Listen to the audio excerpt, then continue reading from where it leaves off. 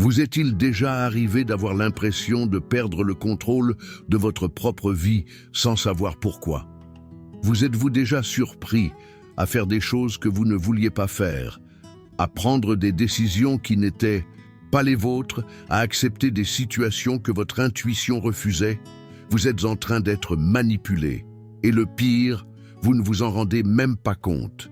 Chaque jour, une guerre silencieuse se déroule dans votre esprit. Une guerre où vous n'êtes pas le général, mais seulement un soldat obéissant, marchant vers un destin que d'autres ont choisi pour vous. Et si je vous disais que certaines des armes les plus puissantes de cette guerre sont des mots apparemment innocents, des phrases douces, des demandes qui sonnent comme de l'amour? Me croiriez-vous? La manipulation n'arrive pas avec des griffes apparentes. Elle se présente déguisée en affection, chuchotée avec douceur, emballée dans des promesses de bonheur. Et quand il s'agit de relations amoureuses, lorsqu'une femme maîtrise ces techniques, elle peut transformer l'homme le plus fort en une marionnette émotionnelle sans qu'il n'en soupçonne rien. Êtes-vous prêt à découvrir la vérité? À vous regarder dans le miroir et reconnaître que vous n'êtes peut-être pas aussi libre que vous l'imaginez? Car une fois que vous aurez vu ce que je m'apprête à vous révéler, vous ne pourrez plus fermer les yeux. Et c'est peut-être précisément ce dont vous avez besoin. Derrière certaines formules qu'emploient certaines femmes avec une précision chirurgicale, se cache un mécanisme invisible. 5 phrases spécifiques qui agissent comme des clés maîtresses pour ouvrir les portes de votre vulnérabilité émotionnelle. Lorsque vous entendez ces mots, quelque chose en vous se désarme automatiquement. Vous baissez votre garde, vous cédez, vous obéissez. Mais pourquoi cela fonctionne-t-il? Pourquoi des hommes intelligents, à succès, qui dirigent des entreprises et prennent d'importantes décisions, se transforment-ils en enfants dociles lorsque certaines formules viennent de la part d'une femme? La réponse est enfouie dans les couches les plus profondes de votre psyché masculine. Depuis l'enfance, vous avez été conditionné à être le protecteur, le pourvoyeur, le résolveur de problèmes. Votre identité masculine s'est construite sur le socle d'être indispensable, d'être celui qui trouve la solution, qui prend soin, qui ne déçoit jamais. Et c'est exactement ce conditionnement qui devient votre plus grande vulnérabilité. Lorsqu'une femme sait comment déclencher ses réflexes conditionnés, elle accède directement à votre système d'exploitation émotionnelle. Elle n'a pas besoin de force physique ni d'arguments logiques. Elle utilise vos besoins les plus profonds contre vous. Elle transforme votre désir d'être un bonhomme en un outil de contrôle. La première formule qui devrait immédiatement vous alerter est « Tu ne m'aimes plus ».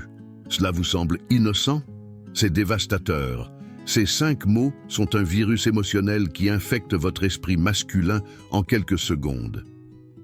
Au moment où vous les entendez, votre programme de protecteur panique. Vous devez prouver votre amour. Vous devez démontrer. Et pour prouver votre amour, vous ferez tout ce qu'elle demandera.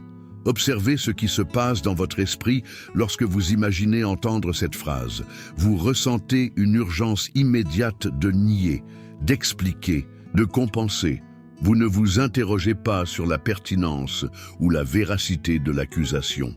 Vous réagissez, point final, et pendant que vous réagissez, vous êtes manipulé. Cette phrase exploite votre plus grande insécurité masculine, la peur de ne pas être à la hauteur, la peur d'échouer en tant qu'homme, en tant que partenaire, en tant que protecteur. C'est un coup direct porté à votre ego masculin, déguisé en prétendue vulnérabilité féminine. Et cela fonctionne parce que l'on vous a appris dès l'enfance à ne jamais décevoir une femme que vous aimez. La deuxième phrase qui devrait déclencher toutes vos alarmes internes est « Si tu m'aimais vraiment, tu ferais ça ». Ici, la manipulation est encore plus sournoise. Elle conditionne votre amour à votre obéissance. Elle transforme l'amour en monnaie d'échange où vous ne prouvez que par la soumission. Notez la perversité de cette stratégie. Elle ne demande pas directement, elle remet en cause la qualité de votre amour. Et quel homme veut être perçu comme aimant de manière inférieure, incomplète, inadéquate? Personne. Alors vous exécutez pour prouver que votre amour est réel, sincère, suffisant. Mais voici la vérité que personne ne vous a dite. Le véritable amour n'exige jamais de preuves par la soumission. L'amour authentique ne négocie pas, ne fait pas de chantage, ne conditionne pas. Lorsque l'on use de votre amour comme levier pour obtenir votre obéissance, ce n'est pas de l'amour qu'on honore, c'est de l'amour qu'on prostitue. La troisième phrase qui devrait immédiatement vous faire reculer est « Tu es égoïste ». C'est l'arme nucléaire de la manipulation émotionnelle féminine. Elle attaque directement votre besoin masculin d'être perçu comme noble, généreux, altruiste. Aucun homme ne veut être étiqueté d'égoïste, surtout par la femme qu'il aime. Quand vous entendez cette accusation, votre esprit masculin se met automatiquement en mode réparation. Vous devez prouver que vous n'êtes pas égoïste. Et comment le prouvez-vous? En faisant exactement ce qu'elle souhaite, même si cela signifie sacrifier vos propres besoins, désirs ou limites. Mais comprenez ceci, avoir des limites n'est pas de l'égoïsme. Protéger votre individualité n'est pas de l'égoïsme. Dire non quand quelque chose vous nuit n'est pas de l'égoïsme. C'est de l'autopréservation, de la dignité. C'est votre santé mentale. La quatrième phrase qui devrait activer tous vos systèmes de défense est « Toutes les autres femmes ont ça ». C'est la manipulation par comparaison sociale. Elle attaque votre besoin de compétitivité masculine, votre rôle de pourvoyeur compétent. Elle insinue que vous faites défaut en tant qu'homme parce que d'autres hommes arrivent à offrir à leur compagne ce que vous n'offrez pas. Cette phrase est particulièrement toxique car elle exploite votre rivalité naturelle envers les autres hommes. Vous ne voulez pas être inférieur, vous ne voulez pas que votre compagne se sente lésée par rapport aux autres. Alors vous vous surmenez pour atteindre un standard peut-être même inexistant. Mais la vérité est, vous n'êtes pas responsable de batailles imaginaires. Vous n'avez pas à rivaliser contre des fantasmes. Votre seul devoir est d'être le meilleur homme possible dans vos capacités réelles, pas face à des attentes artificiellement créées pour jouer sur votre insécurité. La cinquième et plus dévastatrice phrase est « Tu me fais du mal ». C'est la bombe émotionnelle. Elle vous transforme instantanément de partenaire en agresseur. Dès que vous l'entendez, votre programme de protecteur panique totalement. Vous ne pouvez pas être la source de la souffrance de celle que vous aimez. Lorsqu'une femme emploie cette phrase stratégiquement, elle ne communique pas une douleur réelle. Elle arme votre empathie masculine. Elle transforme votre capacité de prendre soin en un levier de contrôle. Et vous tombez dans le panneau parce que l'on vous a appris qu'un vrai homme ne blesse jamais une femme. Mais toute expression de douleur n'est pas forcément légitime. Parfois, la douleur qu'elle exprime n'est que frustration de ne pas obtenir ce qu'elle souhaite. Parfois, c'est de la manipulation émotionnelle, déguisée en vulnérabilité. Vous devez apprendre à distinguer la douleur authentique de la mise en scène. Machiavel, dans Le Prince, écrivait « Les hommes jugent plus par les yeux que par les mains. Tous voient, mais peu sentent. » Il parlait de politique, mais cette observation s'applique parfaitement aux relations amoureuses modernes. Vous voyez les larmes, vous voyez la souffrance mise en scène, vous voyez la performance émotionnelle. Mais vous ne sentez pas l'intention qui se cache derrière. Vous réagissez à ce que vous percevez, pas à ce qui se passe réellement. La diabolique ingéniosité de ces 5 formules réside dans le fait qu'elles exploitent vos vertus masculines et les retournent en vulnérabilité. Votre capacité d'aimer devient une porte d'entrée à la manipulation émotionnelle. Votre générosité devient un appel à l'abus. Votre compétitivité devient un levier d'insécurité. Votre empathie devient une arme contre vous. Et le plus cruel, vous collaborez activement à votre propre manipulation parce que vous pensez faire preuve d'une bonne conduite. Vous croyez démontrer l'amour là où vous manifestez votre faiblesse. Vous pensez être noble alors que vous êtes instrumentalisé. Vous devez maintenant prendre une décision fondamentale. Continuer à être une marionnette émotionnelle ou commencer à bâtir de véritables défenses psychologiques. Car dès l'instant où vous identifiez ces schémas, vous ne pouvez plus plaider l'ignorance. La première stratégie de défense que j'appelle pause stratégique, Lorsque vous entendez l'une de ces 5 phrases, n'agissez pas immédiatement. Arrêtez-vous, respirez, comptez jusqu'à 10. Demandez-vous « Pourquoi ai-je l'impression d'être obligé de répondre sur le champ ?» L'urgence émotionnelle est presque toujours un signe de manipulation.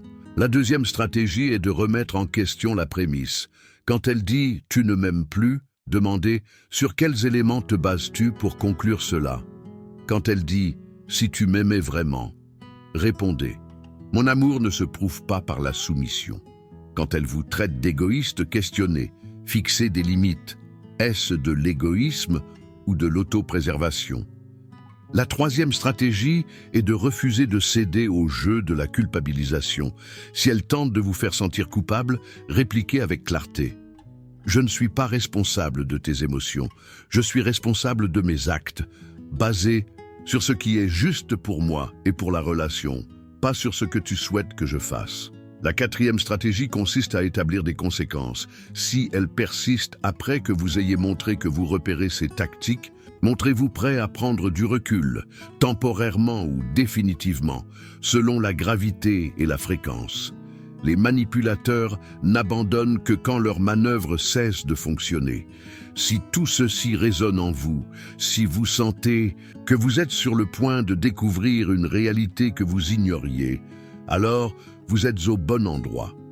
Abonnez-vous à cette chaîne, pas pour moi, mais parce que vous savez que vous devez poursuivre cette quête de lucidité. Car les hommes qui voient la vérité ont besoin d'espace où ils peuvent en parler librement, sans censure ni jugement. Jetons maintenant un œil plus précis sur la manifestation de ces dynamiques au sein des relations intimes. Car c'est dans la sphère amoureuse que ces tactiques se révèlent les plus dangereuses et destructrices. Dans une relation saine, on résout les conflits par une communication directe, honnête et respectueuse. Dans une relation manipulatrice, on résout les conflits par le chantage émotionnel, la culpabilisation et la reddition forcée. La différence est cruciale. Quand une femme vous lance « tu ne m'aimes plus », il ne s'agit pas d'exprimer un besoin émotionnel légitime. Elle engage un rapport de force où vous devez prouver votre dévotion selon ses conditions. Ce n'est pas de la communication, c'est du chantage. Le véritable amour n'exige pas des preuves constantes. Il se manifeste par la constance, le respect, la présence et le soin mutuel. Quand quelqu'un remet sans cesse en question la qualité de votre amour, il ne cherche pas à être rassuré, il cherche à vous contrôler. Ces tactiques, hélas, ne se limitent pas à la vie privée. Elles s'infiltrent dans la famille, l'amitié, le travail. Une mère qui dit à son fils « Si tu m'aimais vraiment, tu ne ferais pas ça », lui enseigne que l'amour se monnaie par l'obéissance. Un supérieur hiérarchique qui déclare « Tu me déçois ». Parce que vous refusez des heures supplémentaires, impayées, use de manipulation émotionnelle pour obtenir du travail gratuit. La réalité brutale, un amour qui exige la soumission n'est pas de l'amour, c'est de l'extorsion émotionnelle. De l'affection conditionnée n'est pas de l'affection, c'est du commerce déguisé. Vous devez comprendre qu'une relation saine repose sur le choix mutuel, pas sur la contrainte compulsive. Lorsque vous sentez que vous devez faire quelque chose pour maintenir la relation, que vous n'avez pas d'alternative, que tout questionnement serait égoïste, ce sont des signaux d'alarme. La manipulation émotionnelle est une forme de violence psychologique. Elle ne laisse pas de cicatrices visibles, mais anéantit votre estime de vous, votre confiance en votre perception et votre autonomie de décision. À la longue, vous devenez dépendant de l'approbation de votre manipulateur. Et voici l'ironie. Ces tactiques fonctionnent mieux sur les hommes vertueux, ceux dotés de conscience, d'empathie, d'un sens élevé des responsabilités. Les narcissiques et sociopathes y résistent, car ils se moquent de la souffrance d'autrui. Vous vous souciez. Et c'est précisément ce quart qui devient l'outil de leur contrôle. Cela ne signifie pas devenir insensible ou cesser d'avoir de l'empathie. Cela signifie apprendre à distinguer entre un souci sain et une responsabilité toxique. Vous pouvez vous soucier de quelqu'un sans gérer ses émotions. Vous pouvez aimer sans subir la manipulation. C'est ici qu'intervient la 5e stratégie. Développer ce que j'appelle votre immunité émotionnelle. Reconnaître que vous n'êtes pas responsable des émotions d'autrui. Vous êtes responsable de vos actes, pas des sentiments que ceux-ci suscitent. Si dire non rend quelqu'un triste, vous n'êtes pas responsable de sa tristesse. Vous devez simplement communiquer votre décision avec respect et clarté, sans céder sous la pression émotionnelle. La 6e stratégie, le miroir émotionnel. Quand on vous brandit du drame pour vous manipuler, renvoyez l'énergie sans vous impliquer émotionnellement. Elle dit « Tu me fais du mal ». Vous répondez calmement « Je suis désolé que tu te sentes ainsi. Qu'est-ce qu'il te faudrait pour aller mieux ?» Vous ne prenez pas en charge sa douleur, mais ne la niez pas non plus. Vous lui redonnez sa propre émotion. La 7e stratégie, définir des limites non négociables. Des règles claires que vous ne transgressez pas même face à la pression émotionnelle. Je ne prends pas de décisions importantes sous pression émotionnelle.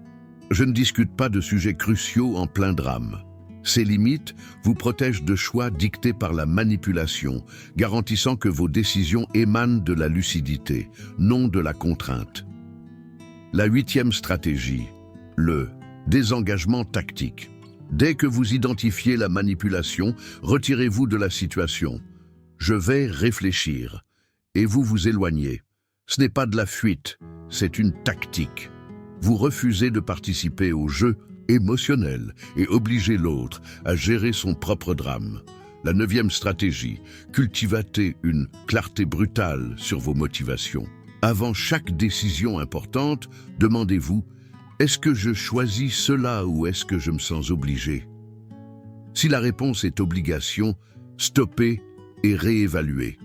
Les actes forcés engendrent toujours du ressentiment et le ressentiment détruit les relations plus sûrement que tout. La 10e et ultime stratégie, acceptez que certaines relations sont irrécupérables.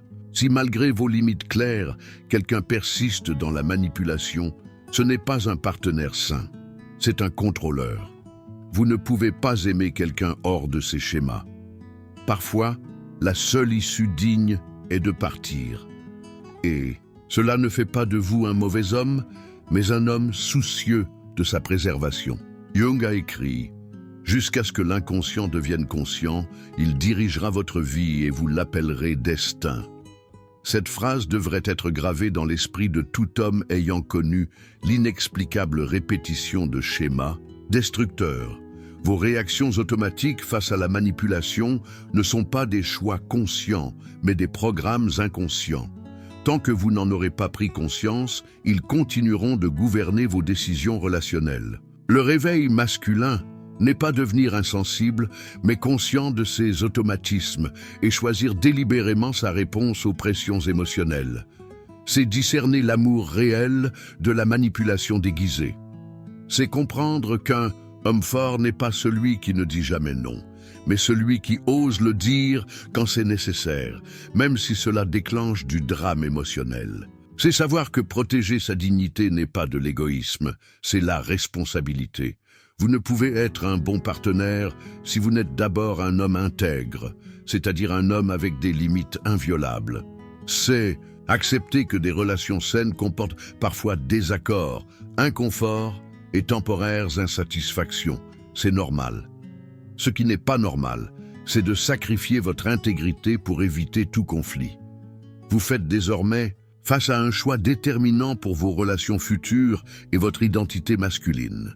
Soit vous retournez à votre vie d'avant, fermez ce texte, continuez à réagir par réflexe et restez étonné de vieux schémas. Soit vous commencez aujourd'hui à reconstruire votre esprit émotionnel avec lucidité et courage, mettre en place ces stratégies, établir vos limites, distinguer amour authentique et chantage émotionnel. Le choix vous appartient. Mais dès que vous connaissez la vérité, vous ne pouvez plus prétendre l'ignorer. À chaque fois que vous céderez à la manipulation, ce sera un choix conscient. Et les hommes conscients qui persistent dans ces schémas destructeurs ne méritent pas la compassion, mais les conséquences de leur choix. Le chemin vers la liberté émotionnelle n'est pas facile. Vous devrez décevoir, affronter du drame, endurer des accusations d'égoïsme, d'insensibilité, de cruauté. Vous perdrez peut-être des relations qui vous étaient chères, mais l'alternative est pire, une vie de marionnette émotionnelle, des décisions dictées par la peur, la culpabilité et l'obligation. Une vie où vous n'êtes jamais libre d'être vous-même. La manipulation émotionnelle vole plus que votre liberté. Elle vous arrache votre authenticité. Elle fait de vous une version de vous-même sur scène, toujours en représentation, toujours craintif de décevoir, toujours prêt à vous sacrifier pour la paix. Mais une paix achetée par la soumission n'est pas la paix.